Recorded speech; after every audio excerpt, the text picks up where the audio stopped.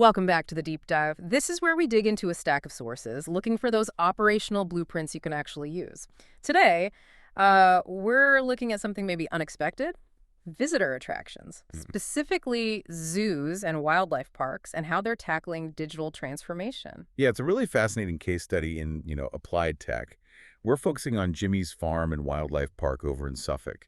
And their big overhaul, working with a platform called n-gaged.io. This isn't just, hey, let's launch an app. It's really about using data to redesign the whole visitor experience. Right. So our mission today is to unpack that shift, how they went from, well, paper maps and basically guessing what visitors were doing to running a properly data-driven, digitally integrated operation. We want to get into the mechanics. What insights did they gain? And how did these location-aware features actually deliver results, like real measurable results for visitor happiness, revenue, sustainability? Exactly. Because before this tech, they were running a pretty complex place mostly on, well, instinct.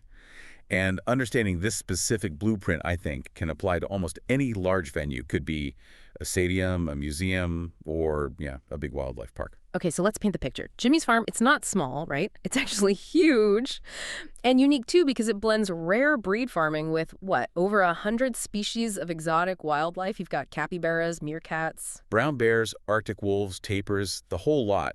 And, critically, they have the lost lands of the tundra, which is Europe's largest polar bear reserve.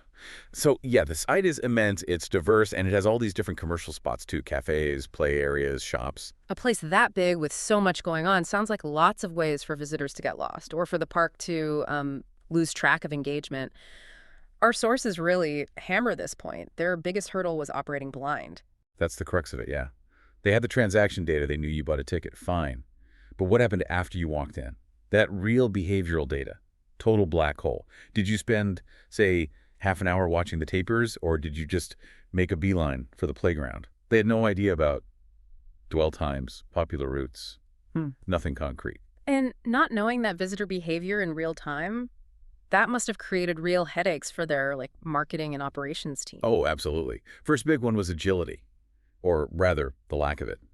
Marketing and membership teams were basically stuck sending out generic emails, batch and blast. They couldn't tailor anything because they didn't know what a visitor was actually doing or interested in right now in the park. No way to target based on location or current interest. And the second issue, the paper problem. Mountains of maps, tickets. Feels a bit contradictory for a conservation place. Was getting rid of paper a main driver, or more of a nice side effect of fixing the bigger data problem? That's a fair question. The sources suggest it was, well, both, really. For an organization focused on conservation, all that waste old signs, maps that definitely clashed with their message, their whole ethos. So while the insight gap, the data blindness was the main business problem, solving the sustainability angle through digital was a really important secondary goal. It reinforced their brand. Got it. But before they could even think about cool app features, the sources stressed this. Integration was non-negotiable. Getting the new tech to talk to their existing systems. Absolutely critical. They were using digitickets for ticketing. If the new platform couldn't connect seamlessly with digitickets, then all that location data they planned to collect, it would just be, as the report put it, anonymous noise. Location pings are pretty useless unless you can tie them back to an actual person, the ticket holder, a member, an identity. Integration first. Makes sense. Okay, so they chose n-gaged.io. It's a SaaS platform, software as a service. What does that actually mean for the park staff day-to-day? Less tech headache for them, I imagine. Precisely. SaaS means the provider handles the infrastructure, the updates, all that back-end stuff. For Jimmy's Farm, the solution came as sort of two sides of the same coin. You've got the visitor-facing side, a custom-branded mobile app. Looks like Jimmy's Farm, feels like Jimmy's Farm, has the maps, wayfinding, digital ticket wallet. And then the operator side, that's where the park team works, right? The control center. That's the engine room, yeah. A powerful back-end system. Key parts are the content management system, the CMS so they can update info instantly, and the analytics dashboard. That's where they see what's actually happening on the ground in real time. Okay, but back to that identity thing. How did n-gaged.io actually connect with digitickets to get that visitor information? Right, that's the API, the application programming interface. Think of it like a secure digital translator. It lets two different software systems, digitickets and n-gaged.io, share specific information automatically and safely. So the moment someone scans their ticket, boom, the API pulls in their purchase info, membership status, whatever's relevant from digitickets. Exactly. That's the magic link. It instantly turns that anonymous phone wandering around into a known visitor profile. Now the system knows. Is this a member? First visit. What ticket type did they buy? This is absolutely fundamental for accurate analytics and, crucially, for sending personalized messages. Okay, so now we can get into the cool stuff, the context-aware engagement. They didn't just use standard phone GPS, did they? Because that can be a bit flaky indoors or near big structures. Yeah, GPS has its limits.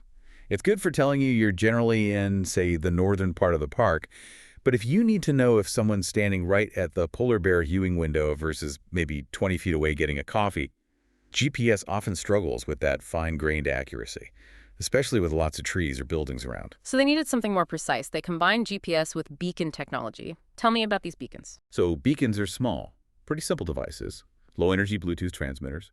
They place them strategically near specific points of interest. Could be an animal enclosure, a cafe entrance, the polar bear reserve, a play area. GPS gets you in the ballpark. The beacon tells the app, hey, you're right here. Within a few feet, usually. Okay. So that microlocation ping is the trigger. The system isn't just guessing what you might be near. It knows what you're standing in front of. And that enables that hyperlocal, context-aware content. It feels much more relevant. So, educationally, you walk up to the wolf enclosure, your phone detects that specific beacon, and bam!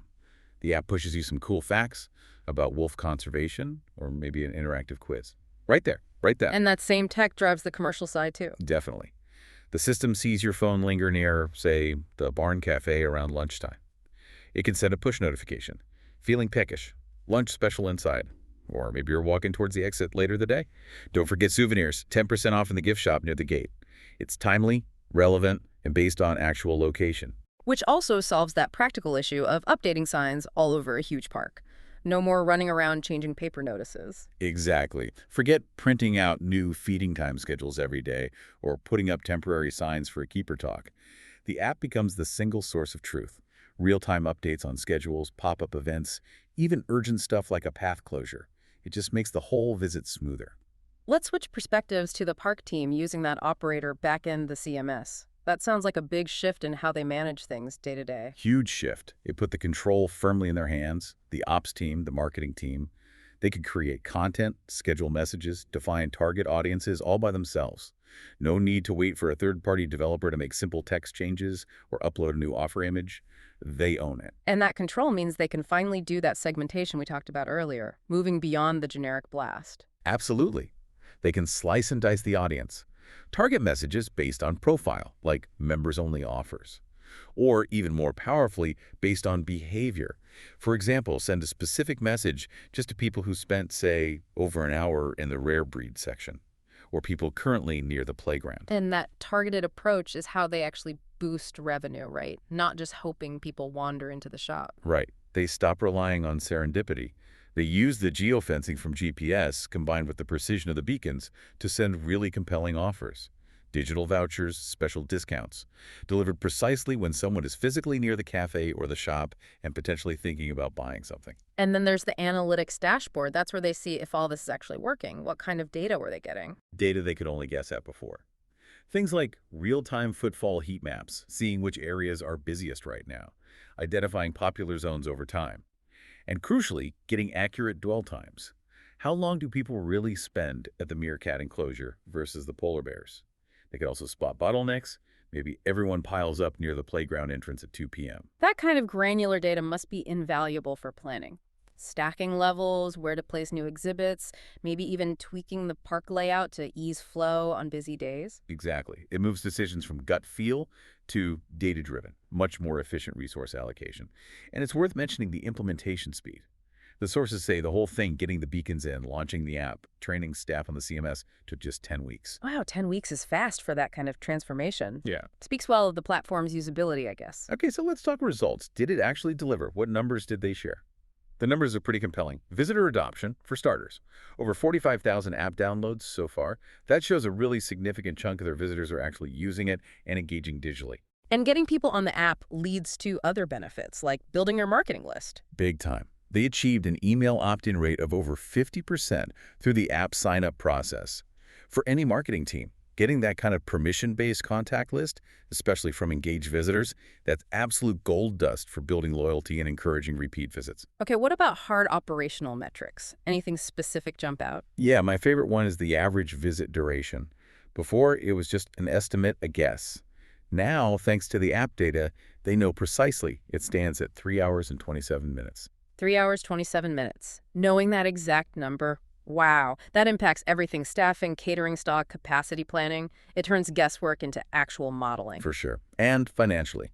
Clear uplift in ancillary revenue, the cafes, the shop directly linked to those timely, targeted offers. Plus, they saw growth in memberships and return visits, which they attribute to those data-informed loyalty campaigns run through the app and email. And they hit those sustainability goals too: less paper. Significant reduction in paper maps and printed schedules. It aligns perfectly with their conservation message. Plus, using the app for interactive trails and information deepened visitor understanding of the conservation work they do. There's a crucial point the park director, Stevie Shepard, made, though, about balance. Yes, really important. He stressed that the tech has to enhance the visit, not become the visit. The goal is still for people to look at the amazing animals, enjoy the physical space, not just stare at their phone the whole time. Finding that right balance between digital assistance and real-world experience is key. Absolutely. Okay, let's pull this all together. The Jimmy's Farm story feels like a really solid blueprint for, well, any large attraction dealing with similar challenges. If you had to nail down the single biggest success factor, what would it be? It wasn't just having an app. It wasn't just the beacons. It was the integration. Successfully linking the who, that identity from the Digitickets integration, with the precise location from the beacons. That combination created the vital third element, the context. And that allowed them to deliver really relevant stuff in the moment it mattered most. That context serves the visitor, connects them better to the park's mission, and helps the bottom line. Win-win-win. And don't forget the operational efficiency gain. The team on the ground can react instantly. Sudden downpour, need to close an outdoor area. They can push a notification just to the people currently in that area, telling them where to go. That kind of instant, targeted site management is incredibly powerful. It really is, moving from slow, general communication to instant, specific guidance. Which actually leads us nicely to a final thought for you, our listener. Yeah, think about how Jimmy's Farm transformed a key function. Real-time announcements, visitor guidance, moving it away from flaky physical signs and pure guesswork. They shifted it to immediate, location-aware digital communication. So the question for you is, what problem in your own field, maybe something that relies on old-school physical communication or just operational best guesses right now? What could be radically improved if you could deliver the right digital information to the right person at the exact right place and time they needed it? Something to definitely mull over. Thanks for joining us for this deep dive. See you next time.